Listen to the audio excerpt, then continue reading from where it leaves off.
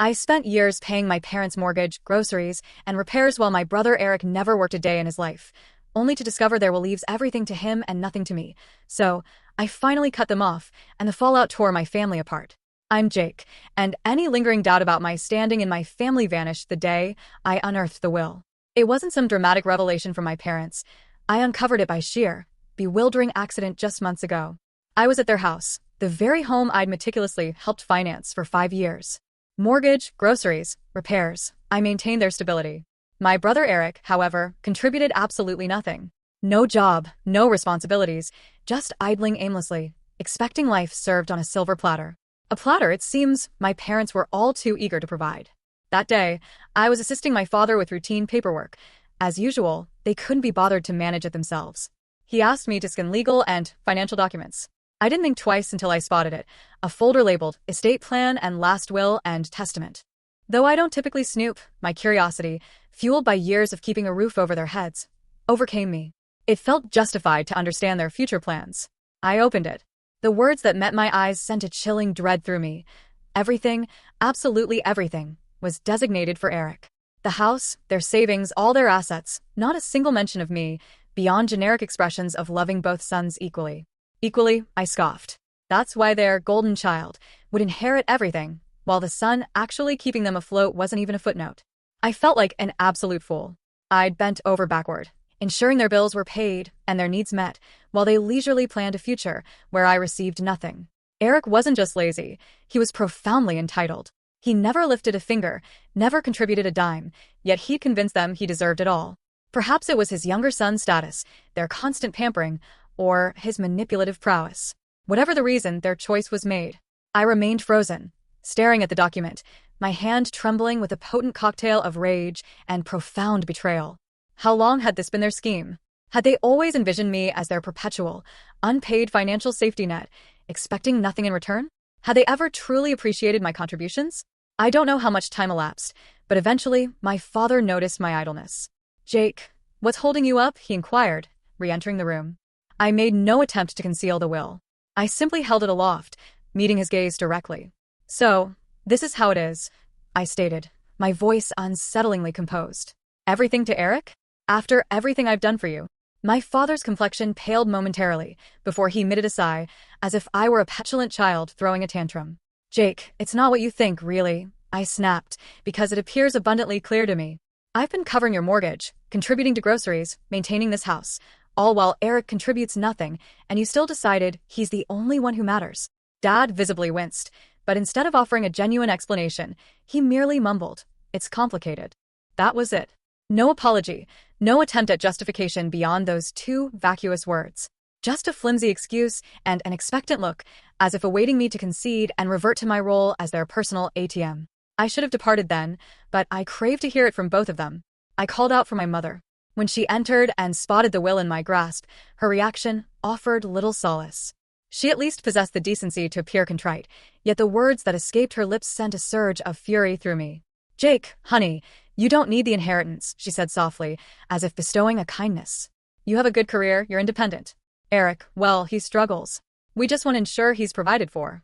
That was the precise moment something fundamental within me fractured. They weren't mistaken or misinformed. They were fully aware of their actions, and in their estimation, it was entirely defensible. Years spent indulging Eric's indolence, and now they intended to reward it by bequeathing him everything, while I was discarded like a forgotten trifle. I drew a deep breath, clenched my jaw, and calmly placed the will onto the table. "Understood," I replied, my voice chillingly serene. "Glad to know exactly where we stand." Then I turned, walked out of the house, and deafened myself to their belated protests as I shut the door decisively behind me. They had made their decision. Now it was time for me to make mine. I severed all ties. I didn't return to their house, didn't call, didn't even check in. For the first time in years, I allowed them to contend with their own difficulties. If repairs were needed, they'd have to manage. If groceries ran low, they'd navigate the store themselves. And, crucially, if the mortgage statement arrived, it was no longer my obligation. The ensuing silence stretched for nearly 2 weeks. Initially, I suspect they believed I was merely sulking and would, as always, eventually come crawling back. Perhaps they anticipated I'd calm down and apologize for having the audacity to challenge their judgment. But as the days turned into a relentless procession of no contact, and more importantly, No financial assistance. Their demeanor palpably shifted. Then, one afternoon, my phone vibrated. A text from Dad. The property taxes are due. That was the entirety of the message. No, how have you been? No, sorry for what happened. No, we truly appreciate all you've done. Just a frigid, transactional demand, as if I remained their readily accessible financial faucet. I regarded the screen for a moment, almost entertained by their sheer predictability. They genuinely thought they could simply command money as if nothing had transpired, that I would persist in my role as their financial guarantor even after they'd explicitly declared me dispensable. I coolly responded, I'm sure Eric will handle it, seeing as the house is now his and all. Precisely 5 minutes later, my mother's name flashed across my screen. I let it ring. Another text followed. Jake, please don't be like this. We need to talk. Oh, now they wished to converse. Now that their bills were accumulating and the harsh glare of reality was finally confronting them. I deliberately waited an hour before replying. There's nothing to discuss. You made your choice. Now you'll live with it. I presumed that would be the conclusion of our communication for the day. My position was unequivocally clear, and not a single fiber of my being harbored an ounce of guilt.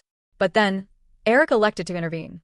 His text arrived late that evening, and the instant his name illuminated my screen, I knew it would be insufferable. True to form, I was met with pure, unadulterated entitlement. Eric's message. Dude, why are you being such a drama queen? It's not a big deal, just help them out like you always do. I nearly scoffed aloud. Not a big deal? He genuinely behaved as if I had no legitimate grievance. I typed back, no, I think you've got it covered, since you're the favorite and all. Eric's swift retort. Oh my God, are you seriously mad about the will? Grow up, man, it's just money. Oh, now it was just money. Now that it was his prospective inheritance. It suddenly held no consequence. The sheer hypocrisy was breathtaking. I shot back. Then you won't mind using some of that money to pay for the mortgage, right?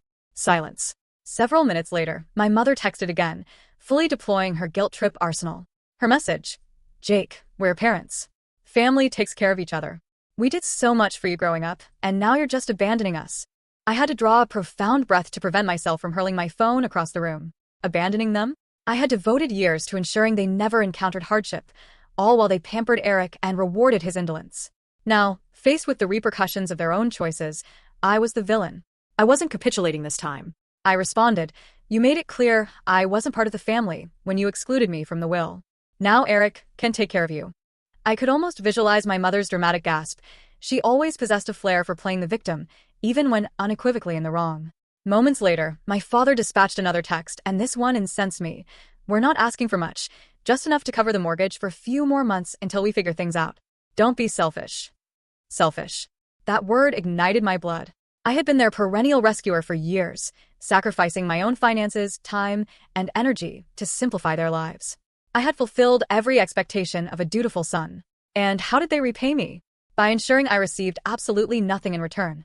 And now, as I finally asserted myself, I was the selfish one.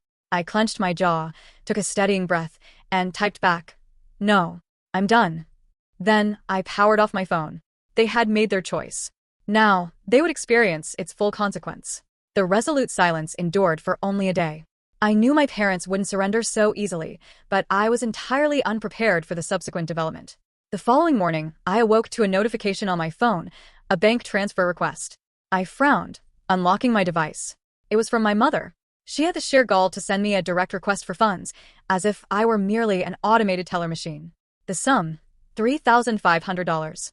I stared at it in utter disbelief, a humorless laugh escaping me at the audacity. No accompanying message, no explanation, just a stark, brazen demand for the precise amount needed to cover their overdue mortgage. They weren't even bothering to ask anymore.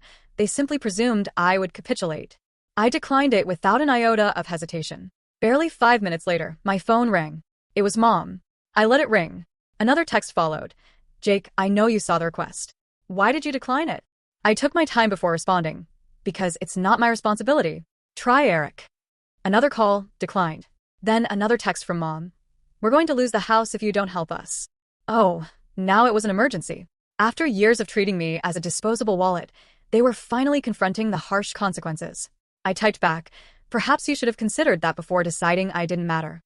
Moments later, Dad interjected, you're really going to let your parents become homeless? That particular line actually elicited a genuine laugh from me. The manipulation was so transparent, it was almost comical. They weren't destitute, nor were they on the brink of destitution. They simply wished to avoid dipping into their own savings, so accustomed were they to my perpetually covering their expenses. I ignored them for the remainder of the day. That night, Eric's text arrived. "Dude, just send them the money already.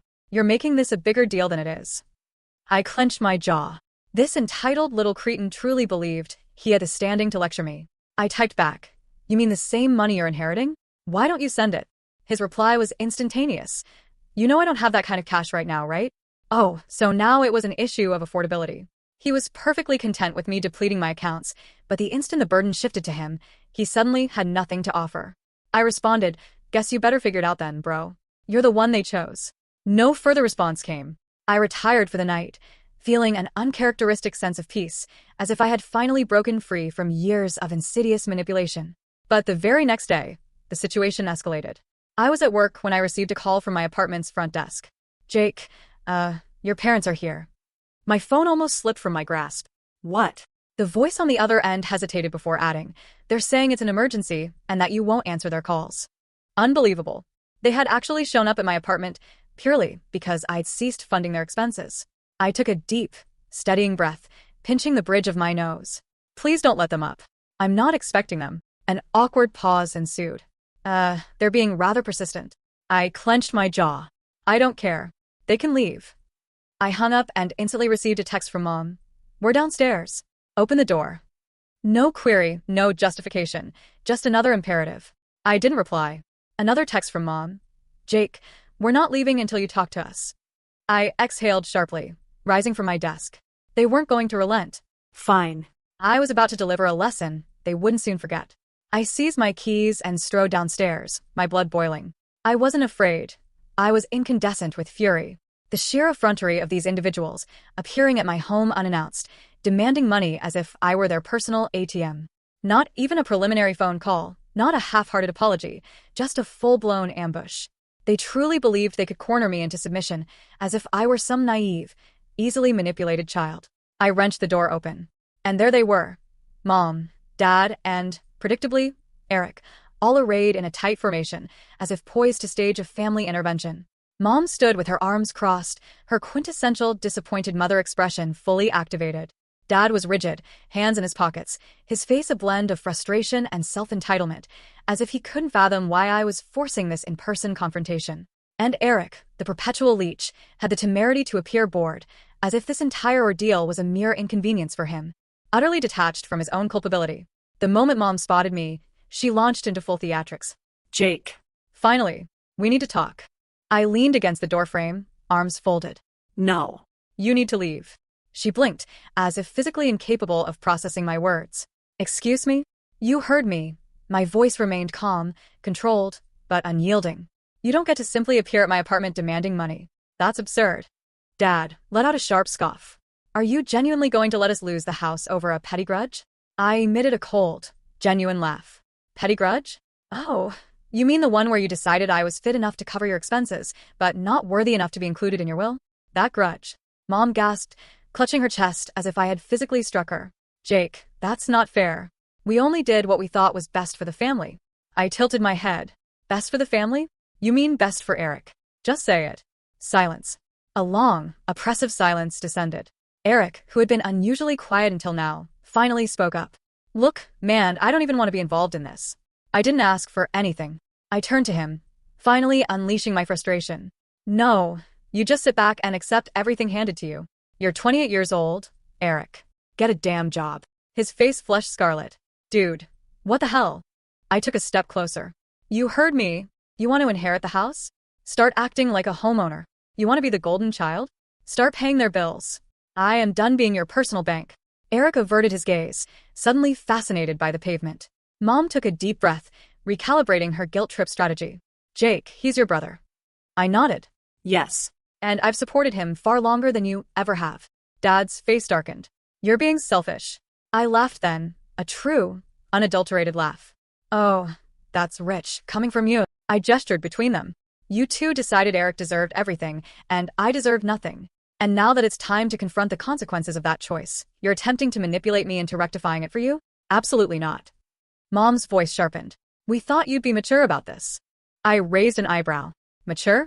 You mean quietly accept my betrayal and continue paying your bills? Because, let's be honest, that's precisely what you desired. Dad stepped forward, attempting to physically intimidate me as he had when I was a child. Jake, we raised you, we fed you, clothed you, gave you everything. The least you can do is help us now. I met his stare directly. I already did. For years. And you repaid me by excluding me. Mom's lip trembled. We thought you'd understand. I exhaled, shaking my head. Oh, I understand perfectly. I understand that I was never family to you, just a paycheck. Silence again. A suffocating, undeniable silence. I turned to Eric, who was still feigning invisibility. And you? What's your excuse? You had years to mature, to get your life in order, to contribute. But you didn't. Because you knew they'd always take care of you. And when they're gone, you just expected me to step in, right? Eric finally snapped. What do you want me to say, man? I didn't ask for this. I nodded slowly. Right. You didn't ask. You just benefited.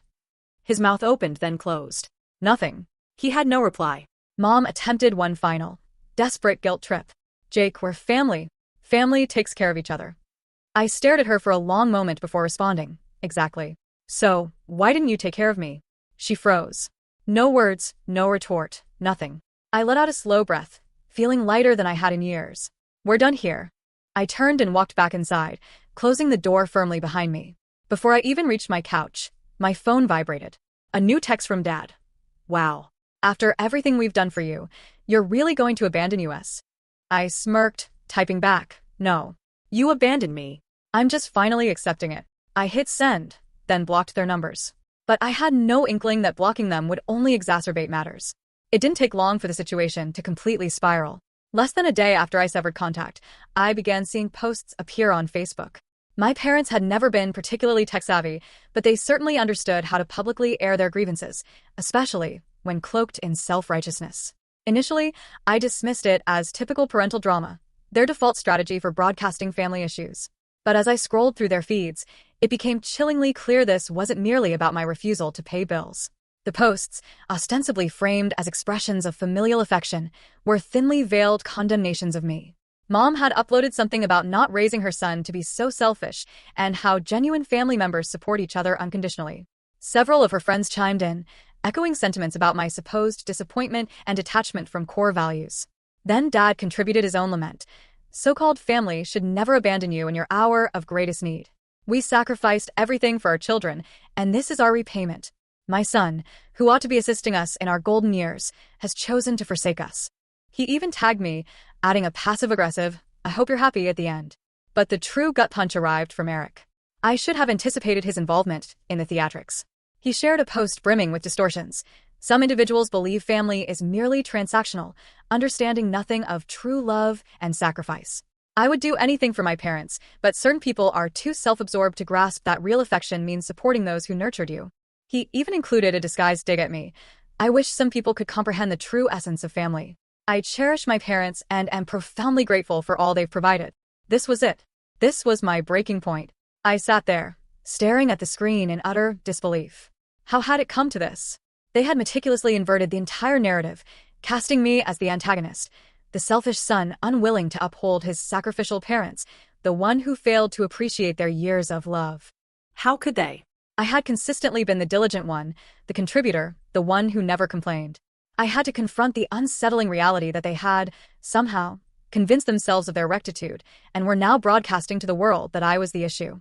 I resisted an immediate reaction, stepping back to gather my thoughts and wait a few hours.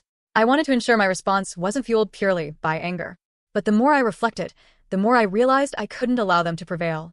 If they were determined to drag my name through the mud, I would unequivocally set the record straight. So I retrieved my phone and began to type. I accessed my personal Facebook account, the one reserved for close friends and genuine family, and composed a lengthy update. I had no interest in engaging in their manipulative game, nor did I wish to become mired in petty recriminations. My sole objective was to present the truth. Here is what I wrote. I know I've maintained silence these past few days, but I can no longer remain quiet. My family has been disseminating numerous falsehoods about me online. They've painted me as the villain, the selfish individual who refuses to aid his parents in their time of need. I am here to correct the record. I have always supported my family. From the moment I secured my first job, I've been the one assisting with bills, purchasing groceries, and providing every form of support I could. However, there comes a point where one cannot continue to give without receiving respect in return. Over the years, I observed my parents consistently favor Eric, bestowing upon him everything: the house, the finances, their undivided attention. Meanwhile, I was simply expected to keep contributing without ever being considered an equal. I'm sure some reading this might think, well, that's just how family operates.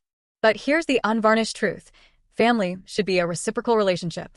When I discovered that my parents had bequeathed everything to Eric in their will, I finally grasped the profound one-sidedness of our entire dynamic. They didn't even consider me, not for an instant. They've made it unequivocally clear that I am merely the resource they rely on during difficult times, never the person they truly desire around unless it's convenient for them. For years, I've been the primary financial underpinning of their lifestyle. I've funded vacations, contributed significantly to their expenses, and even assisted with matters like property taxes. And for what? To be treated as a contingency plan? I am done. I am not simply a wallet they can access at will. I am a human being, and I deserve respect. I have earned the right to be valued, not merely when they require something from me. As for Eric, it is long past time for him to mature. He is 28 years old and has never held a job in his life. He has never assumed responsibility for anything. My parents have enabled him for so long that it's unsurprising he is their preferred son. But the reality is, he has had ample time to cultivate his own life, and now it is incumbent upon him to stand independently. To everyone who has been following this drama and supporting my parents, you must understand there are always two sides to every narrative. Yes, family is paramount, but it is equally founded on mutual respect. I have given enough for a lifetime, and I am not apologizing for taking a decisive step back. This is not me abandoning my family. This is me, at long last, choosing myself. And to my parents, I wish you well, but I am finished being your doormat. I hit post, and instantly, a profound sense of relief washed over me. For the first time in my life, I was presenting the unvarnished truth to the world about my family, how they had exploited me for years, how they had always anticipated me to resolve their problems without ever once considering my own needs. I was no longer going to permit their narrative to dictate my existence. The reactions were immediate. Individuals I hadn't spoken to in years stepped forward to offer their support. A few of my cousins, friends of my parents, even some distant relatives, reacted positively to the post, sending private messages expressing sympathy for my ordeal. It felt incredibly liberating to finally have the truth laid bare, unburdened by guilt trips and manipulative tactics. But then came the inevitable backlash. My parents and Eric became frantic. Eric messaged me, "You're a traitor. You really had to air all our business like this? You have no respect for family." Dad called me, practically screaming into the phone. "You've ruined everything, Jake. You'll regret this. You'll regret cutting us off. You'll regret turning your back on your own family." But I felt no regret. Not for a single second. I blocked them all. I was finished. And for the first time in my life, I was truly free, liberated from the toxic hold they had exerted over me for so long. As the days continued, I felt the immense weight lifting from my shoulders. I was done with being undervalued. I was done with being the perpetual problem solver for everyone else. And now, I finally possessed the autonomy to live my own life, on my own terms. So no, I harbor no remorse for severing ties. I deserved better then, and I still do. From this moment forward, I choose to surround myself with individuals who value me for who I am, not for what I can provide them. It is time for me to move onward for good. Let me know your thoughts in the comments below.